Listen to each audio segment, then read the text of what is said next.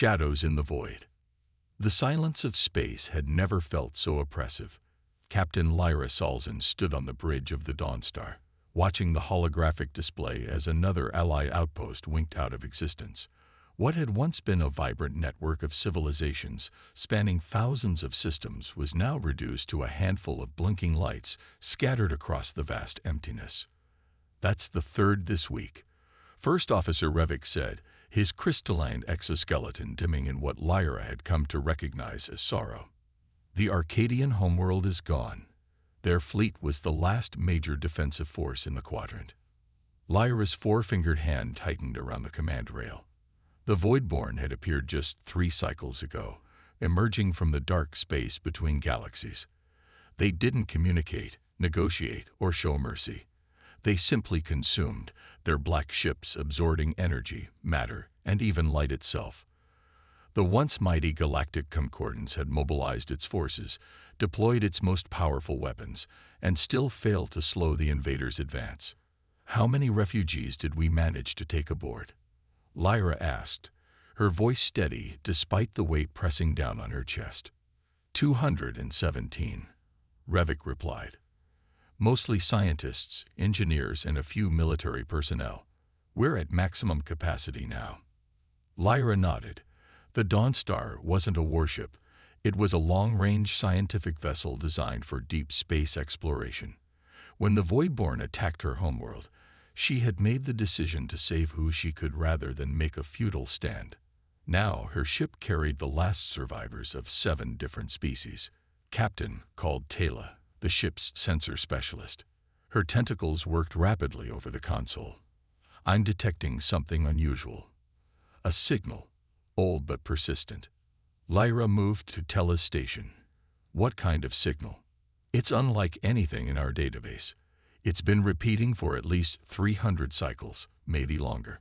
The signature suggests it's coming from an isolated system in Sector 8 to 47. Revik joined them, his compound eyes reflecting the light of the screen. "That sector was charted millennia ago. There's nothing there except a yellow star with a few unremarkable planets. The signal is coming from the 3rd planet," Tellot insisted. "And it's not just random noise. It's a deliberate broadcast." Lyra studied the data. "Can you decrypt it?" "Parts of it. It seems to be a warning." Tella's voice dropped. "It says, 'This is protected space. All vessels approach with caution and declare intent. Unauthorized entry will be met with force.'" The bridge fell silent. A protected system, this far from any known civilization. "Could it be a trap?" Revik asked. "The Voidborn have been known to use false signals to lure survivors. The timestamp on this signal predates the Voidborn arrival by centuries," Tella countered. "Whatever sent this, it's been there a long time." Lyra returned to the main display, bringing up the star charts. "What do we know about this system?"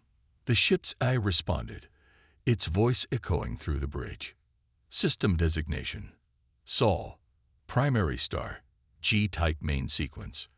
8 planets, 1 habitable. Historical notes indicate the 3rd planet, designated Earth, was home to an indigenous sentient species. Humans," whispered one of the engineers who had joined them on the bridge. All eyes turned to her. "I studied ancient history before everything. Humans were a primitive species that achieved early spaceflight, but never joined the Concordance. Most scholars believe they destroyed themselves in a global conflict thousands of cycles ago." "Apparently not all of them," Lyra said, gesturing to the signal. "The question is, can they help us?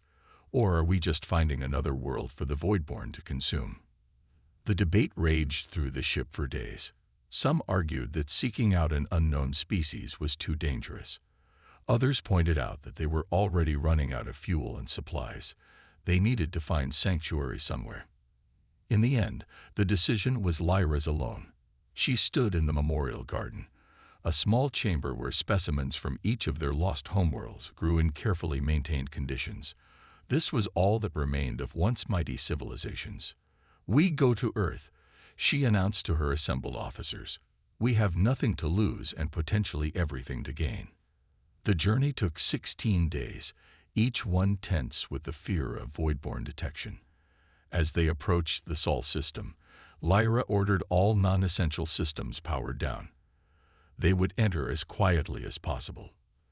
Unusual defensive grid detected, Tella reported as they crossed the orbit of the gas giant Jupiter. Automated platforms, thousands of them, scattered throughout the system. Are they active? Lyra asked. Yes, but they're not targeting us yet. Wait, we're being scanned. A new voice broke through their communication system, calm and distinctly alien. Unidentified vessel, you are entering protected space. Identify yourself and state your purpose, or you will be neutralized. Lyra took a deep breath. This is Captain Lyra Salzin of the research vessel Dawnstar. We are refugees from the Galactic Concordance, seeking assistance against an enemy that has destroyed our civilizations. There was a long pause. Then, maintain current velocity and trajectory. Deviation will be interpreted as hostile intent. They're deploying vessels, Revik said, tension evident in his voice. 2, 5. 12 ships emerging from concealed positions near the fourth planet. The ships that approached were unlike any Lyra had seen before. Sleek, dark, and seemingly absorbing light rather than reflecting it. They moved with an impossible grace, surrounding the Dawnstar in a perfect formation. Their technology, Tella whispered. It's advanced, possibly more advanced than the Concordance at its height. A new transmission came through, this time with visual. The being on the screen was Bictal, with smooth skin, dark hair pulled back from a face with forward-facing eyes. Its uniform was charcoal gray with no insignia or markings. I am Commander Trent of Earth Defense Force. Your vessel will be escorted to our orbital station. Prepare to be boarded for security verification. We understand, Lyra replied, trying to keep her voice steady. We come in peace, and with great need. The human's expression didn't change. That remains to be seen. The last aliens who came to our system had similar claims. They left in pieces. The transmission cut off. Revik moved closer to Lyra. Captain, if they're hostile. We have no choice. Lyra cut him off. We can't outrun them. And we certainly can't fight. The docking procedure was precise and efficient. The Earth station appeared seemingly out of nowhere, a massive structure that their sensors hadn't detected until they were practically on top of it. Some kind of cloaking technology far beyond what the Concordance had ever achieved. When the airlock opened, Lyra led a small delegation to meet their hosts. The humans who greeted them were tall, uniform in their movements, and carried weapons that seemed to be part of their bodies rather than separate tools. Commander Trent was waiting in what appeared to be a command center. Maps of the galaxy covered the walls, with red markers indicating voidborne-controlled territory. Lyra was shocked to see how accurately they had tracked the invasion. You've been watching, she said. Trent nodded. For centuries, your Concordance never noticed us because we didn't want to be noticed. But why?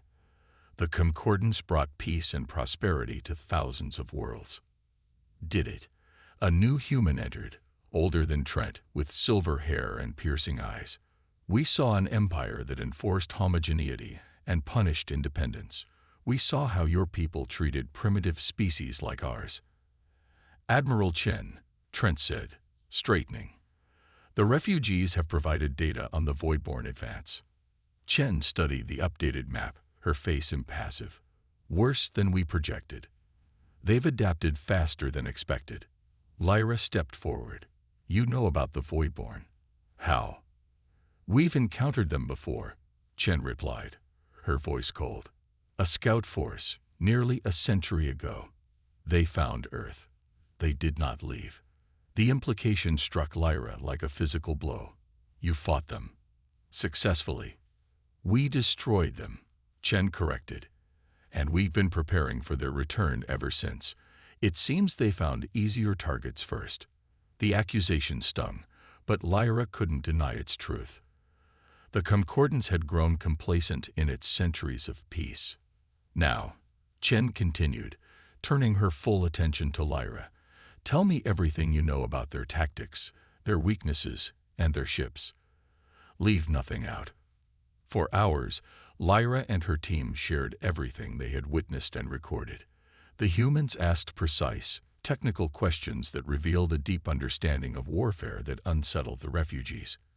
When they finished, Chen was silent for a long moment. Then she turned to Trent.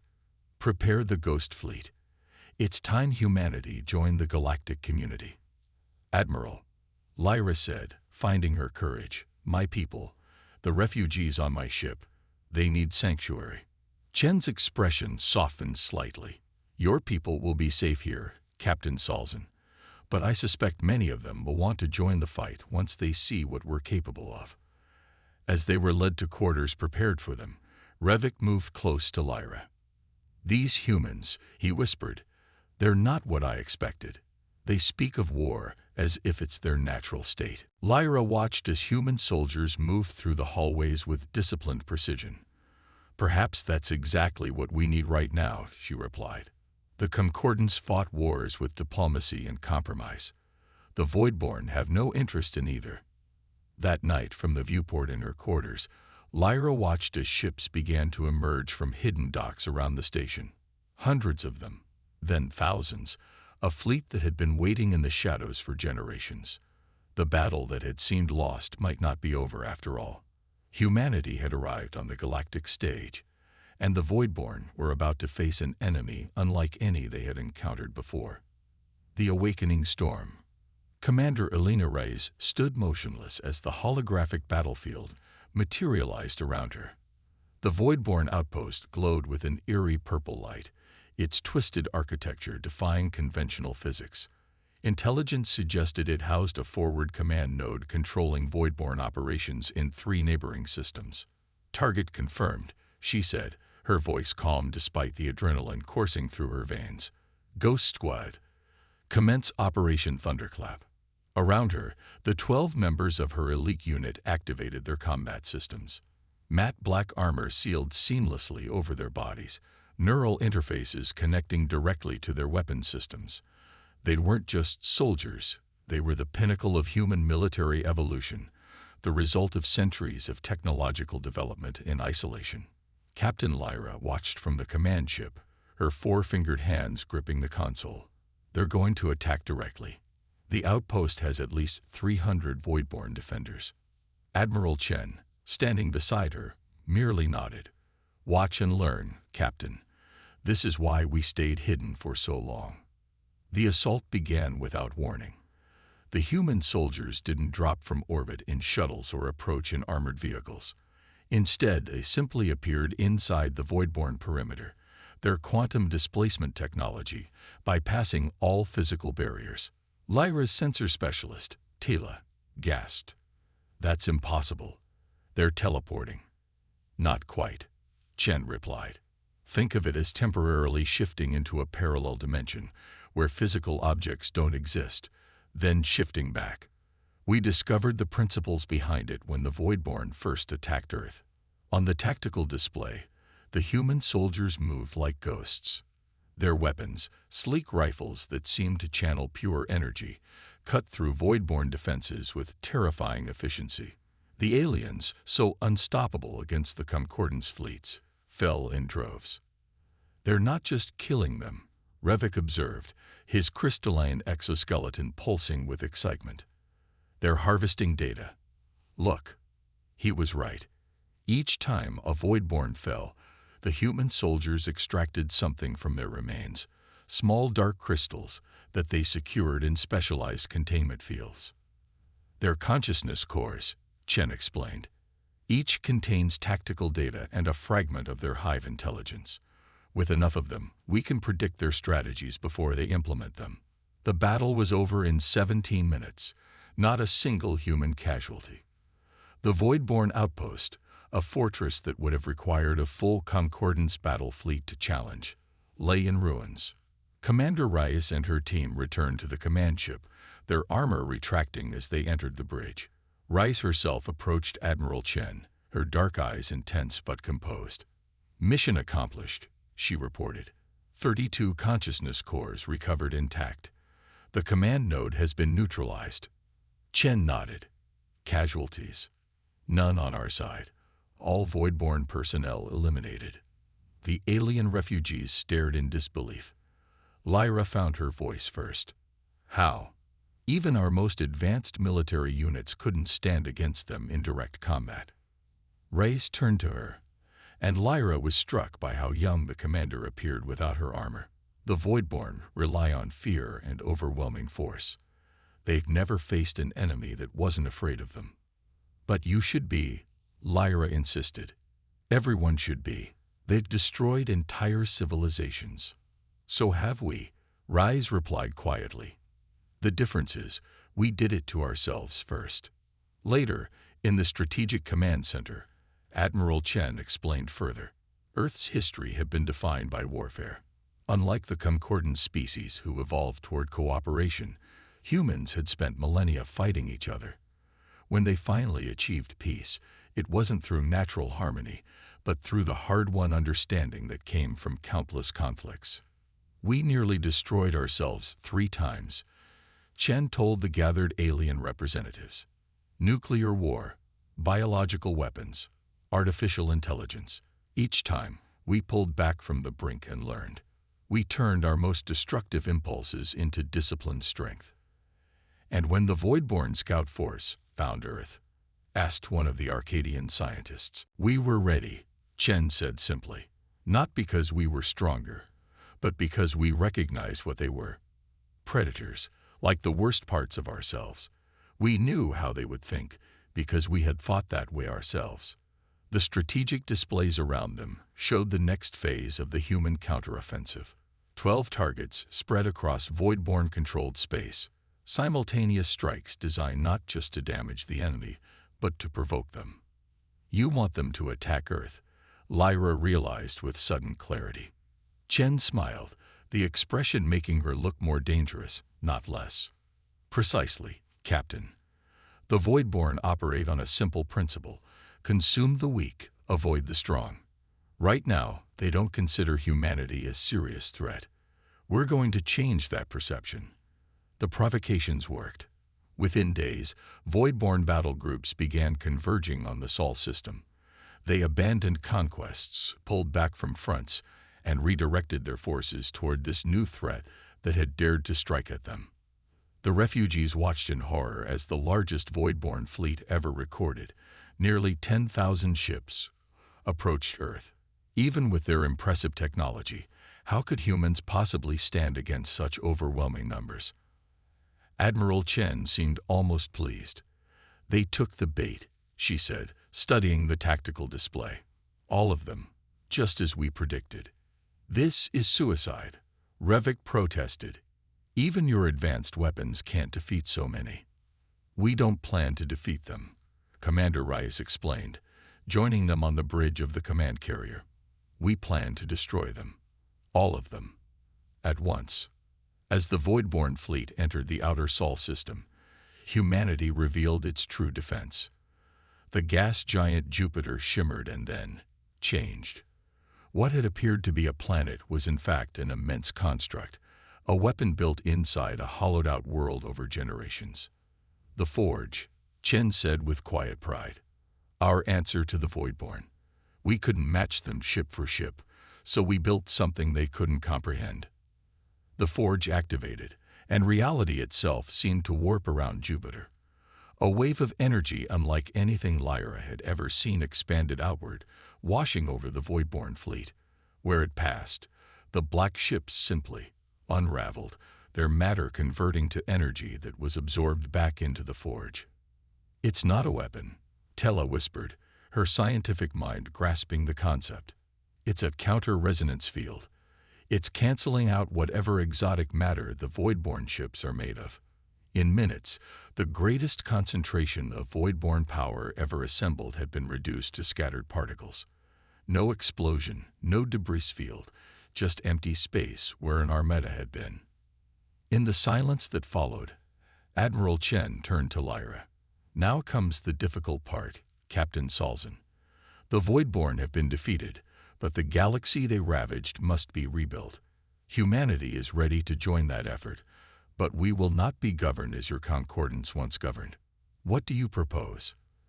Lyra asked, still stunned by the scale of what she had witnessed. A new alliance, Chen replied. Equal partners with equal say. We offer our protection and our technology, but we remain independent. Those are our terms. Lyra looked around at her fellow survivors, the last representatives of once mighty civilizations. They had lost everything to the Voidborn, and now their salvation came with conditions from a species they had dismissed as primitive or extinct. I think, she said carefully, that we would be fools to refuse. In the months that followed, human ships ventured out across the galaxy, seeking survivors and establishing outposts. They brought with them technology, resources, and a martial discipline that ensured the Voidborn would never return. Some feared this new power in the galaxy, wondering if humanity might prove to be simply a different kind of conqueror. But Lyra, now serving as ambassador to Earth, understood what the others did not. Humans weren't conquerors by nature. They were protectors. They had developed their fearsome capabilities not out of aggression, but out of the need to defend what they cherished. On the observation deck of the new Galactic Council station, Lyra stood with Commander Reyes, watching ships from a dozen recovered worlds come and go. Your people thought we were monsters, Reyes said, breaking the comfortable silence between them. When you first saw us fight. Lyra nodded. We did. We couldn't understand how a species could develop such efficient ways to kill. Because your people never had to fight to survive, Reyes replied. Not really. The Concordance protected you for so long that you forgot what it means to stand your ground. And now? Lyra asked. Reyes smiled, a genuine expression that softened her warrior's face. Now we teach each other. You show us how to build, and we show you how to endure. Together, we'll create something stronger than either of us could alone.